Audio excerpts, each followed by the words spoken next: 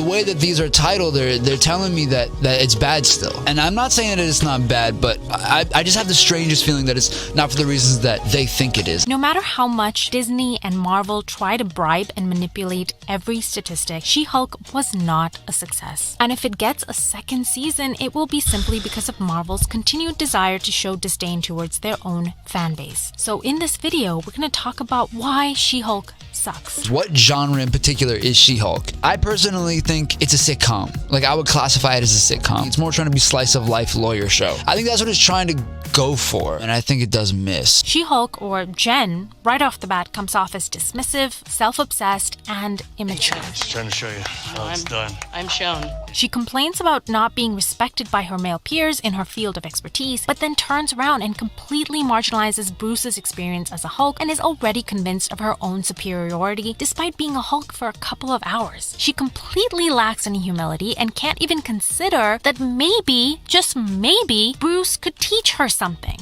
Instead, she insults him and belittles.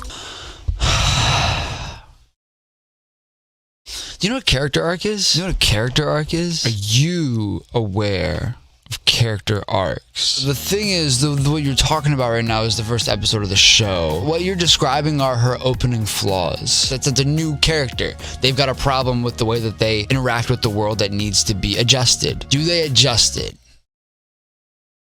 I'm thinking.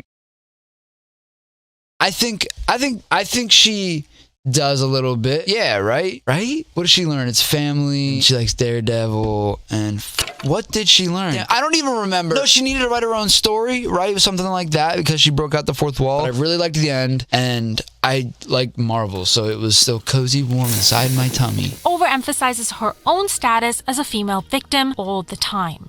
So our new heroine is rude, condescending, and has a superiority complex with no setups or payoffs for any redemption arc. I wonder why, oh why, the audience doesn't like... Is there not a redemption arc? Am I crazy? Like, am I missing something here? Maybe I'm missing something here. I'm gonna stay it out. I'm gonna stick it out. Maybe I'm missing something here. Maybe there isn't a redemption arc, but I'm pretty sure there's a redemption arc. And like her peace of mind.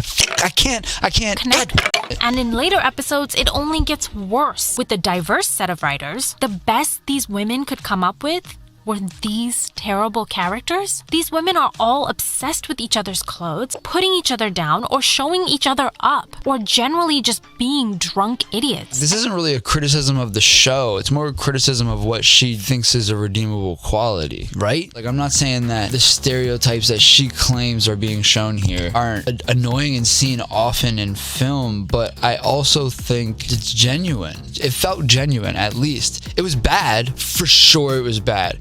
But I think it felt genuine. You can't really dismiss that. This right here is the face of modern feminism. And I'm sure the writers would love... It's fun as It's fun. It's Marvel. It's fun. It's Megan Thee Stallion. Megan Thee Stallion was in She-Hulk. That's funny. That's fun. That's a good time. It's fine. It's totally fine. And I'm not going to get into the whole sexualized culture because it's also fine. Chill. Back to the favorite scapegoat of failed MCU writers, men. And that's reason number 3 for why we should all cancel our Disney Plus membership. The men on the show stop. People have just forgotten what Disney is, I think.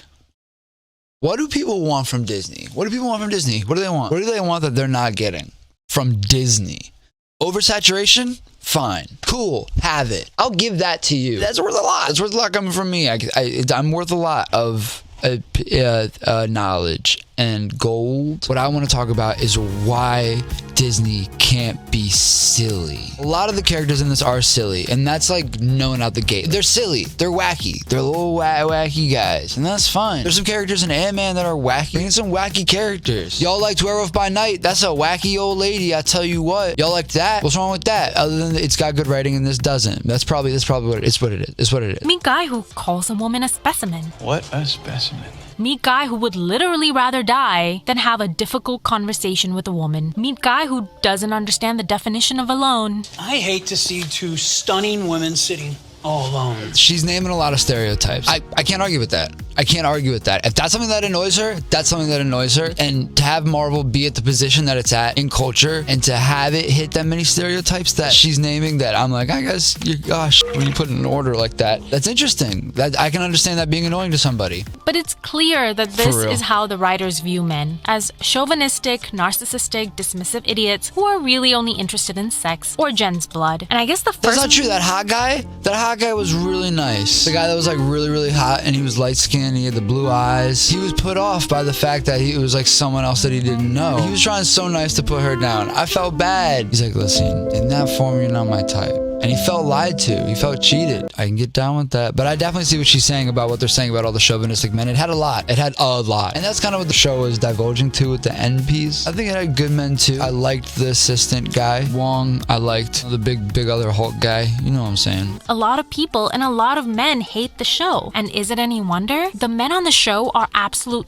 reprehensible examples of masculinity. And it's clear that the writers are all aching to put them in their place. It didn't feel like that. It felt like they took something and just made fun of the fact that most of Marvel is masculinity. It didn't feel like they were like, nah, men. I felt like they're like, yo, Marvel's always about this shit. Let's do a complete 180. So, I don't know. I guess she missed it. I guess she didn't agree. She felt like she didn't like it. And that's fine. That's cool. I'm cool with that. Why would men enjoy the show when it's clear that the writers think because it's a little funny and silly.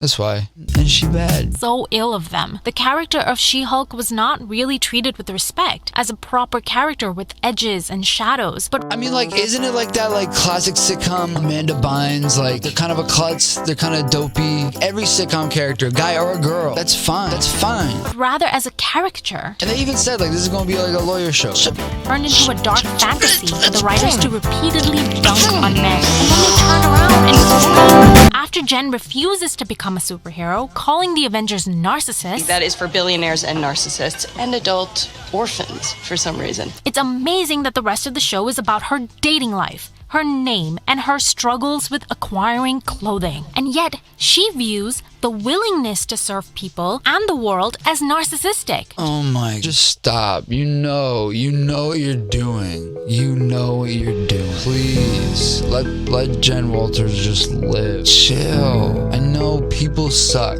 you know? People suck. It's true. I'm sorry. It's true. But that's cool. That's fine. Everybody sucks. You probably suck in your own way. There's probably somebody that sucks, and that's fine. That's cool. I got a part of me too that sucks. Everyone's cool with it, and you know what? You work on it. And Marvel, they're gonna work on it. But also, she had a fine arc.